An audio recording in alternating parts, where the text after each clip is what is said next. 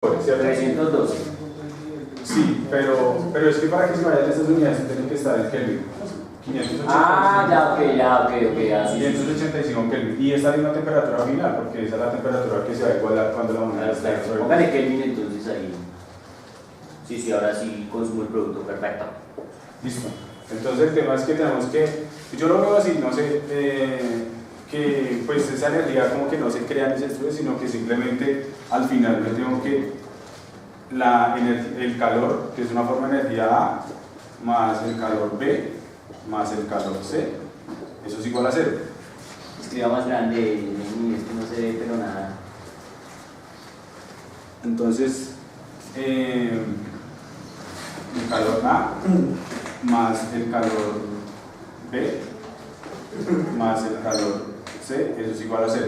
Perfecto, profe. Listo. Entonces el tema es que ya, entonces se metan estas tres ecuaciones y tenemos esta variable que es la que tenemos que despejar, la factorizamos y ya la despejamos. Entonces queda que la temperatura final es igual a acá. Entonces, M. ¿Lo hago todo, profe? O No, de hecho podríamos ahí ya decir cuánto es la temperatura final, sí, ¿no? la temperatura o sea, final, dar el valor, cuando nos se va a vemos. centígrados nos da 19.6 grados. Grados centígrados. ¿Estamos? ¿En qué? Dígamelo en Kelvin para qué, porque como todo eso en Kelvin, nuestro público puede estar desesperado porque No, el digamos Kelvin. 190, la capacidad calorífica. ¿La capacidad calorífica de quién? ¿Del agua? Sí, 4190. Sí, 4190, amigo. Menos 0,5. 4.190 y ya. Y ya. Listo, perfecto. El problema es muy sencillo, ¿no? Y creo que es repetir más o menos lo que hemos hecho en los otros dos ejercicios. A ver, mi hermano. Uy. ¿Listo? Entonces es como revisar lo que hemos hecho en los otros dos ejercicios. En este ejercicio se prueba lo que gritaba ya Coca desesperado cuando estaban discutiendo el problema del menos o no el menos en el sistema, y era que pues el truco está en sumar y decir que la suma de eso da 0. O sea que cuando vos pasas al otro lado, entonces te queda un calor igual a menos el otro calor, que era la discusión que tenía con vos. Sí, porque realmente entonces, si uno dice, y obviamente la matemática le dice a uno que si hay tres números positivos y se están sumando y da 0 es porque aquí tiene que ser malo y ser negativo de alguna manera. ¿Ahora bueno no? Que era la discusión que teníamos, pero entonces Coca decía, pero qué, tranquilos, es que puede ser que entonces acá el juego, el signo del calor sale definido por el delta de ¿qué? De temperatura. ¿Sí estamos? Porque obviamente dependiendo del delta de temperatura, entonces uno decide si entra o sale ¿qué? Calor. ¿Estamos de acuerdo o no? Del sistema. Pregunto, ¿claro? ¿Entendido cómo funciona un poco el juego del calor? Digamos, y la capacidad calorífica específica y estrictamente la capacidad calorífica, que son dos diferencias grandes ahí, o calor específico, ¿no? Bien, quiero contarles lo último. Quiero contarles lo último. Es una cosa chévere, se llama calor de transformación o calor latente. ¿Listo? Ya para dejarnos sin en paz. Entonces hablemos de eso.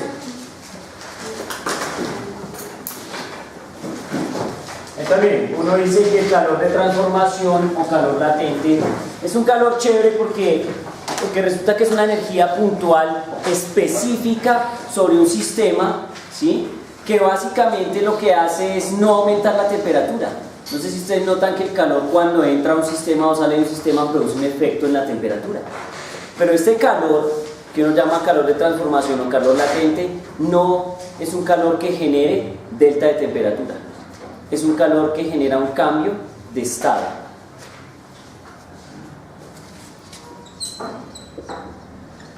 Está muertísimo. Entonces, el famoso calor latente, ¿sí? O calor, como calor latente, ¿sí? Simplemente se define como Q igual a L M. ¿Sí estamos? A L por N. como les estoy diciendo, ese calor latente no es un calor o no es un calor que afecte la temperatura del sistema, sino que genera una transición del sistema de un estado a otro, ¿sí? Entonces, por ejemplo, a veces se habla del calor latente de fusión o el calor latente de vaporización, es decir, un cambio de estado. ¿Estamos? Uno tiene, por ejemplo, un hielo, ¿estamos? Uno lo tiene ahí.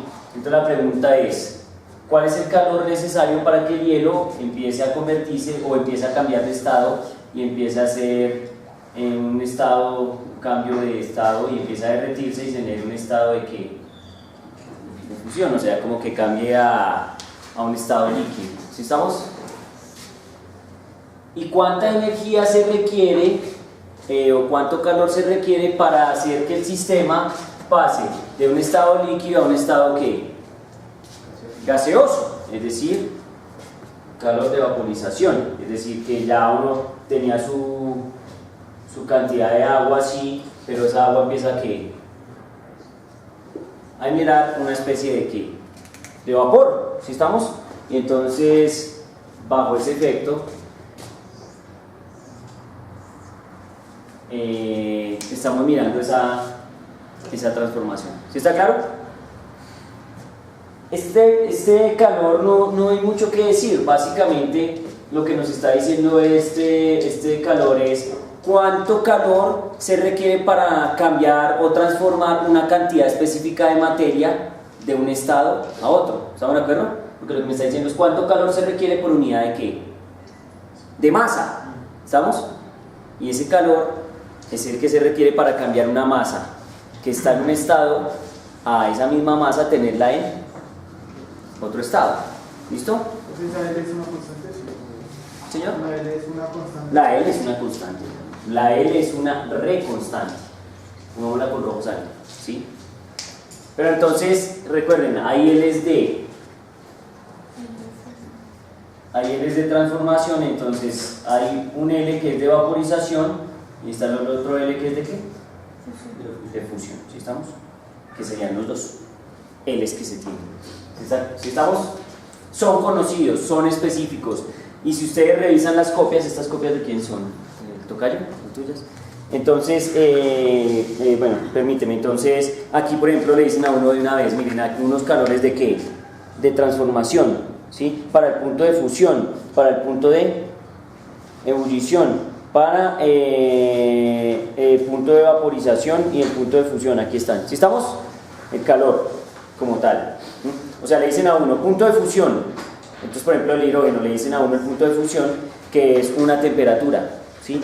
Y luego le dicen el calor de fusión. Entonces le botan a uno un valor que es kilojulios por Kelvin, en este caso. Voy a ponerles aquí la tablita para que la vean ahí y la puedan de pronto revisar después con cuidado en el video. ¿Sí me entienden? Entonces, por ejemplo, hay calor de fusión y hay calor de vaporización. ¿Está claro? Eso es supremamente importante tenerlo presente. Hay varios, ¿no? Por ejemplo, en el agua, que es como uno que nos interesa. El calor de fusión del agua es de 333 kilojulios sobre Kelvin y el calor de vaporización obviamente es más elevado, ¿no? Es de 2256, o sea, se requiere más energía para generar la vaporización. ¿Estamos de acuerdo? Además recuerden que nosotros decíamos que un gas siempre es más energético que un fluido, más energético que un sólido, ¿cierto? Entonces, eso es. Entonces, este es de vaporización y este es de fusión. ¿Listo? No hay más que saber, o sea, no hay más que decir. Básicamente el resumen es eso. ¿Cómo puede usar uno eso? ¿Cómo puede usar uno eso en un problema? ¿Sí? En una situación problemática. Miren, por ejemplo, uno puede resolver un problema como este. Uno tiene un hielo, ¿sí? Y uno quiere que ese hielo, lo primero que haga es que fusione. Entonces ese hielo pase de estado sólido a estado ¿qué? Líquido. Ese puede ser nuestro primer problema, ¿sí? Luego nos dicen, oiga, pero nosotros queremos que pase de una vez de estado líquido, o sea, en un proceso, pase de estado líquido a estado ¿qué? Gaseoso. ¿Sí estamos? Pero además, queremos que ese estado gaseoso llegue a una temperatura específica. ¿Sí?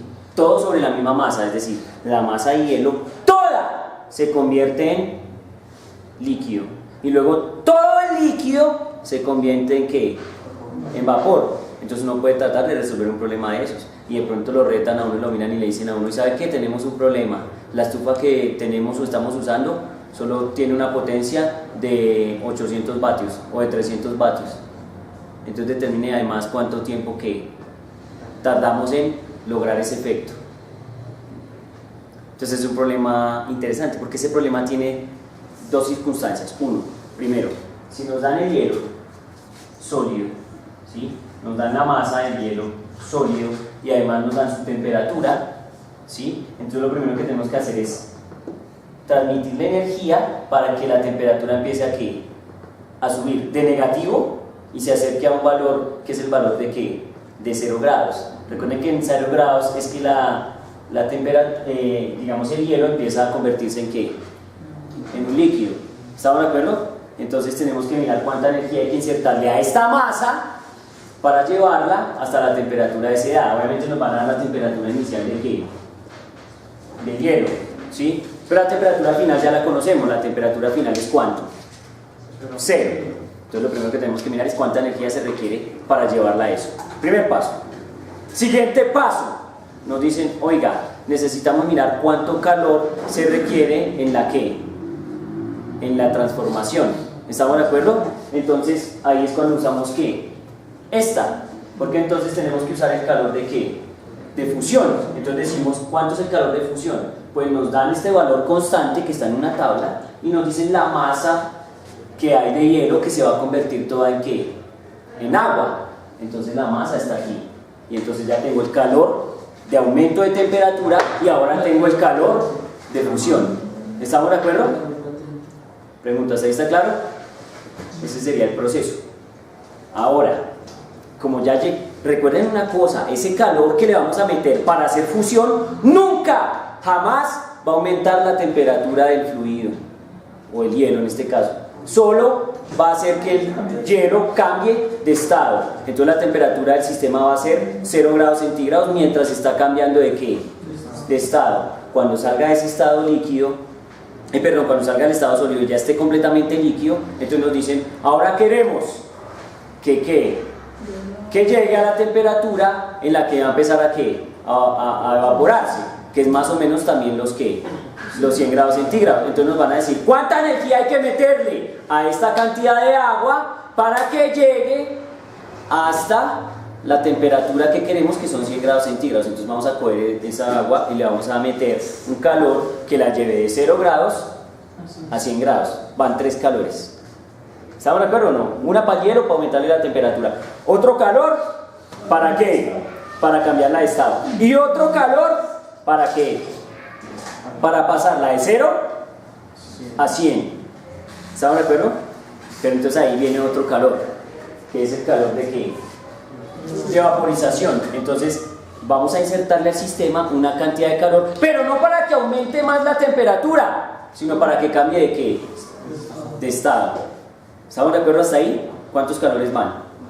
4.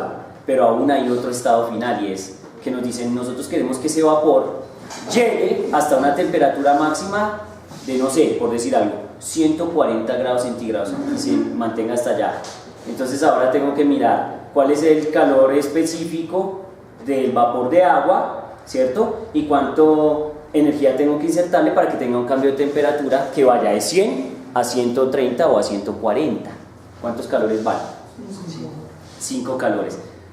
Entonces el calor total, miren qué chévere resolver un problema contado, ni siquiera he echado una cuenta. ¿Aló? Ni siquiera he echado una cuenta, pero eso ya está ¿qué? Resuelto, eso ya está cocinado. ¿Están de acuerdo o no? Porque yo lo puedo escribir así, miren, yo puedo decir, el calor total necesario va a ser igual a Q1 más Q2 más Q3 más Q4 más Q ¿qué? 5. ¿Estamos de acuerdo? ¿Listo? O sea, y esos calores siempre es ¿para qué? para que suba la cosa. Bueno, por lo menos el Q1, el Q3 y el Q5. Estos otros son solo calores de transformación. ¿Sí estamos? Entonces uno puede escribir rápidamente las ecuaciones. No sé, uno dice M, C, delta de T1. Los delta de T no todos son que iguales. La masa sí siempre será la misma, así que uno podría de pronto decir que hay un factor común. Y luego decir más el calor 2, que es calor latente, que entonces sería la masa es un factor común, así que simplemente sería que L, ¿sí estamos? Pero ojo porque este L toca decir que es un L de ¿qué? De fusión, más C delta de T2, más L de vaporización, más C, claro, ahí toca tener cuidado porque puede ser que aquí haya un C1, un C2 y un C3, o sea que uno podría decir que sí hay una diferencia entre el calor específico, digamos, del hielo, el calor específico del agua como tal y el calor específico del otro estado, que es el calor específico del vapor. ¿Estamos de acuerdo? Y entonces no necesariamente son iguales y allá me queda C3 por delta de T3. ¿Estamos de acuerdo? Miren que lo estoy resolviendo completamente ¿qué? Analítico. No tengo que parar porque esto la embargo. Entonces, miren que ya está resuelto el problema. Ese es el Q total. Eso es todo lo que hay que saber. Pero como me dijeron que la estufa tiene una potencia P conocida, ¿cierto? Y quieren averiguar el tiempo, ¿qué hago? Tiene una potencia de, no sé, 300 vatios. Y ese valor sobre esa potencia. Pero paso primero la potencia de Joules. No, porque es que la potencia por tiempo es energía de julios. Pero en vatios de a kilovatios hora. O vatios Es hora. que kilovatios es la energía de julios. Ajá. Sí, recuerden que vatios está asociado a la Sí. energía en julios. ¿Estamos de acuerdo o no? Sí, pero tenía que... Porque son julios por segundo, ¿no? Sí. Son julios por segundo, no son HP, que son caballos de fuerza y toca transformar.